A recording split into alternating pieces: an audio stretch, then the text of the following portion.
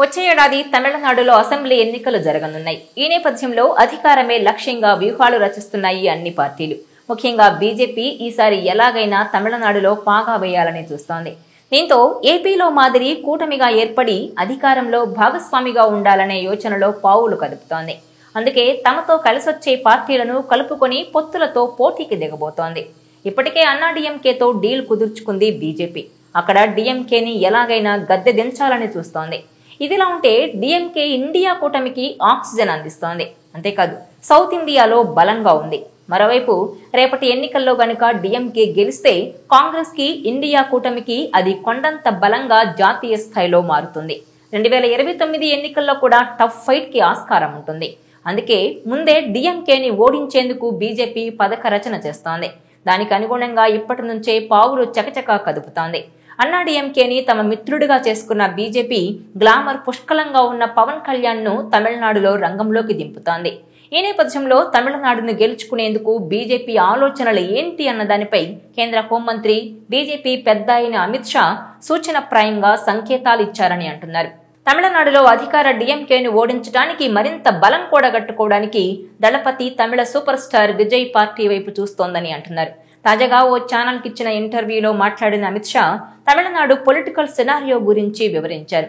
తన మనసులో ఉన్న భావాలను ఎన్నికల్లో బీజేపీ పాత్రను గెలిచే విధంగా ఆ పార్టీ చేస్తున్న కసరత్తును కూడా వివరించారు. తమిళనాడులో నెక్స్ట్ సీఎంగా అన్నాడీఎంకే అభ్యర్థి ఉంటారని స్పష్టంగా చెప్పారు ఆయన. అంతేకాదు తమిళనాడులో ఎన్డీఏ కూటమి గెలవబోతోందని గట్టి విశ్వాసం కూడా ప్రకటించారు. ఇక తమిళనాడులో కొత్తగా పార్టీ పెట్టిన దళపతి విజయ్కి చెందిన టీవీకే పార్టీ ఎండీఏలో చేరే విషయం గురించి ఆయన స్పందిస్తూ ఎన్నికలు ఇంకా చాలా దూరంలో ఉన్నాయన్నారు. అంటే ఆప్షన్స్ ఇంకా చాలా ఉన్నాయని ఆయన చెప్పకనే చెప్పారని అంటున్నారు. దీంతో విజయ్ పార్టీని ఎన్డీఏలో చేర్చుకోవడానికి బీజేపీ వైపు నుంచి ప్రయత్నాలు జరుగుతున్నాయని కూడా ఆయన సంకేతాలు ఇచ్చారా అన్న చర్చ అయితే సాగుతోంది. ఎన్నికలకు ఇంకా సమయం ఉంది కదా అన్న దాంట్లో ఎవరికి తోచిన అర్థాలు వారు వెతుక్కుంటున్నారు. ఎన్నికల సమయానికి ఖచ్చితంగా విజయ్ పార్టీ ఎన్డీఏలో చేరుతుందని అంటున్న వారు కూడా ఉన్నారు. ఇక తమిళనాడు ఎన్నికలు జాతీయ స్థాయిలో విశేషంగా ప్రభావితం చేస్తాయన్న ఆలోచన బీజేపీకి ఉన్నందునే ఖచ్చితంగా బీజేపీ తమిళనాడులో రాజకీయ సన్నివేశాలు తనకు అనుకూలంగా మార్చుకోవడానికే చూస్తోందని అంటున్నారు. మరి బీజేపీ వ్యూహాలు ఆలోచనలు ఫలిస్తే గనుక తమిళ రాజకీయం రసకందాయంలో పడుతుందని అంటున్నారు. ఇంతకీ విజయ్ పార్టీ బీజేపీ నాయకత్వంలోని ఎన్డీఏలో చేరుతుందా అన్నది ఇప్పుడు అతిపెద్ద ప్రశ్నగా మారింది. కానీ విజయ్ కోసం ఎన్డీఏ తలుపులు తెరిచే ఉంచినట్టుగా బీజేపీ చెప్పకనే చెప్పిందని అంటున్నారు. ఇకపోతే 2026లో తమిళనాడులో ఎన్నికలు జరుగుతాయి. అంటే గట్టిగా ఏడాది సమయం కూడా లేదని అంటున్నారు. ఈ టైంలోనే గతేడాది తమిళగ వెట్రి కజగం టీవీకే పార్టీని స్థాపించి సమరశంఖం పూరించారు దళపతి విజయ్. 2026 తమిళనాడు ఎన్నికల్లో గెలుపొందడమే లక్ష్యంగా పావులు కదుపుతున్నారాయన. ఇప్పటికే తమ ఎన్నికల వ్యూహకర్తగా ప్రశాంత్ కిషోర్ ను నియమించి తానెంత ప్లానింగ్ తో ఉన్నానో రాజకీయ నేతలకు హింట్ ఇచ్చారు. రాజకీయాల్లోకి వెళ్లిన నేపథ్యంలో ఇక సినిమాలకు గుడ్ బై చెప్పేసిన ఆయన ప్రస్తుతం నటిస్తున్న జననాయగన్ తన చివరి సినిమాగా ప్రకటించడంతో విజయ్ అభిమానులు నిరుత్సాహానికి గురయ్యారు.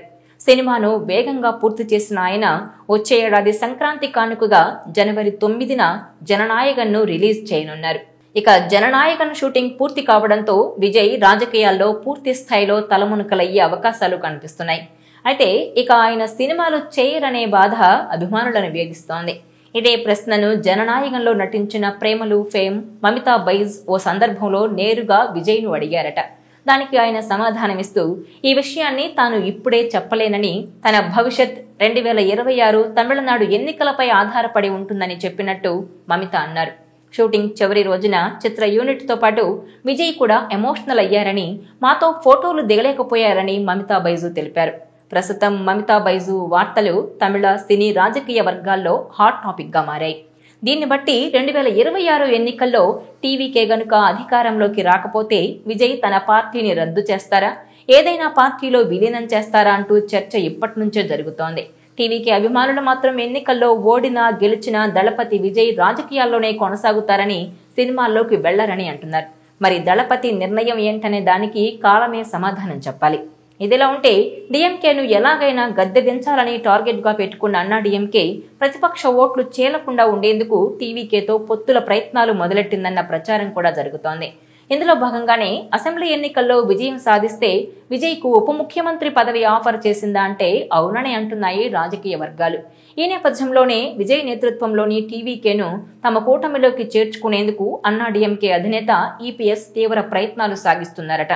అన్నాడీఎంకేకు విజయ్కు గణనీయంగా ఓటు బ్యాంకు సమకూరే అవకాశం ఉందని పలు సర్వేలు స్పష్టం చేస్తున్నాయి. అయితే రెండు పార్టీలు విడివిడిగా పోటీ చేస్తే మాత్రం ప్రతిపక్ష ఓట్లు చీలిపోయే అవకాశం ఉందని సూచిస్తున్నాయి. దీంతో ఆ ముప్పు వాటిల్లకుండా ఉండేందుకు టీవీకేను తమ కూటమిలో చేర్చుకోవడమే మంచిదని అన్నాడీఎంకే, బీజేపీ భావిస్తున్నాయి. ఇక వచ్చే ఏడాది జరగనున్న ఎన్నికలకు ప్రధాన పార్టీలు బలమైన కూటములను ఏర్పాటు చేసుకునే సన్నాహాల్లో ఇప్పుడు తలమునకలై ఉన్నారు. చూడాలి మరి తమిళులు ఎవరికి పట్టం కడతారు. ఈ వీడియో మీకు నచ్చినట్లయితే please share, like and subscribe R24 Telugu.